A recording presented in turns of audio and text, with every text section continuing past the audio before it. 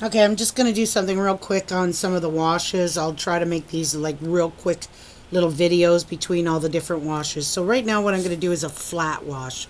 What a flat wash is where it's an even tonality through the entire wash, okay? It's very flat.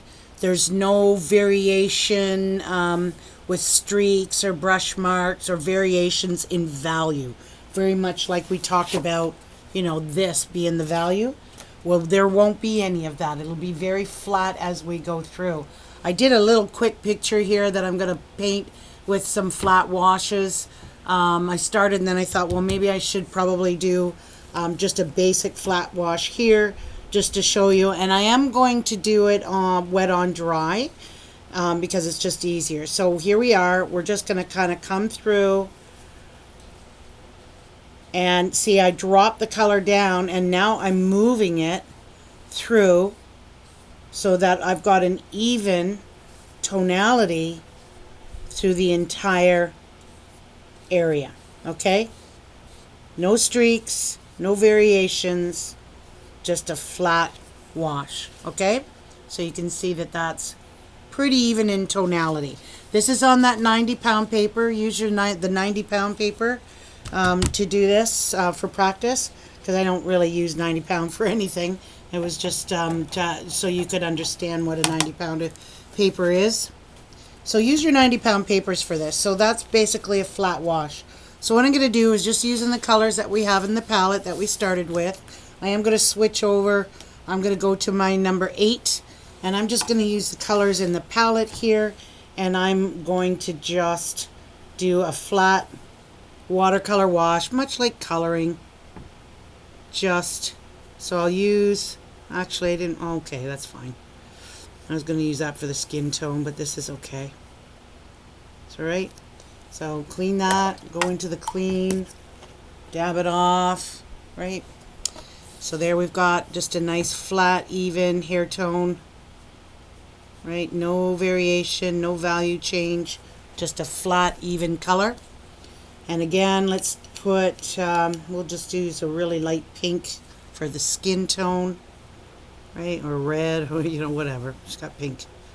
So, and that'll cover all the pink. Now, the other thing too is when you're doing washes, and if you're continuing with the wet and you come in with another color, it'll bleed. If they're both wet on wet, it's going to bleed into the other.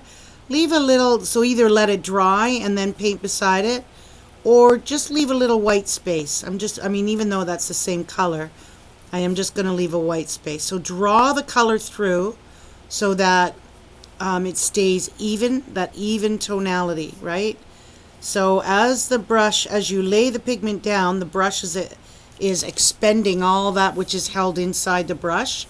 So any extra you can soak up with the thirsty brush as you use up the paint that's in it. As you can see, that was a pretty good load of paint that I had on just that one brush stroke here. See, it's pretty good. I got all of that done with just one load.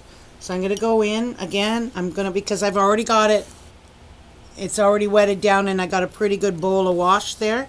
You can do it in here and have it all ready to go, or you could take it right from these pans, because they got a nice little bowl in there, so you can get a wash done fairly quick. So, and then just, right, it's just like coloring.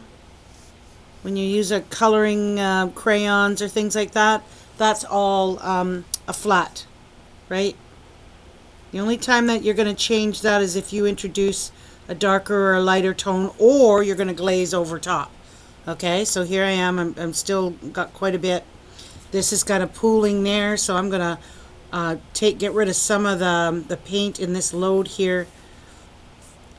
Spread this out over here so I got more of a flatter. Okay, so some of that paint's taken off, and I'm going to lift. I'm going to lift it from here so that it's all going to be pretty much the same tonal value. See how that works? So just like coloring, that's basically called flat wash. Okay, so I'm going to come in. This is a little bag on her shoulder. I'll make it a nice blue. Right, so I cleaned my brush, brand new. We're going to come in now, and I'm going to color that in. So this is still going to be wet, so I'm going to leave a little white space around the edges so the colors don't mix together.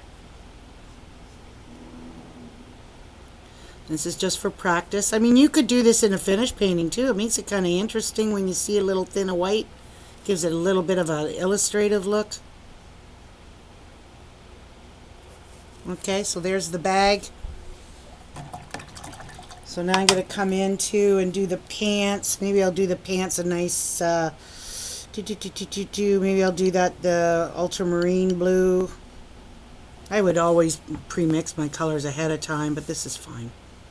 So I actually got a little extra pigment on my brush, so I'm coming in with gonna wet that down a little bit, come in. So this is pretty dark, which is fine. Just make sure that you're consistent with that same value, that tonal value, that same flat, even color. See how I'm leaving a tiny little thin line between the colors?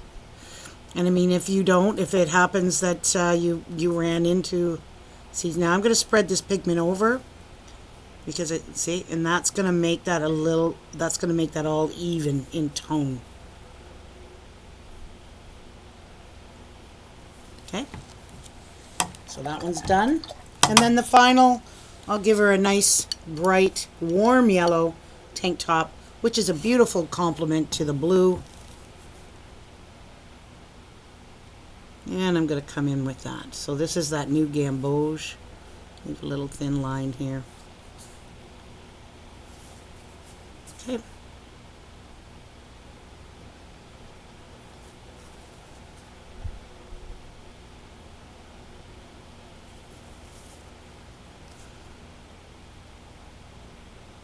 And there we have it.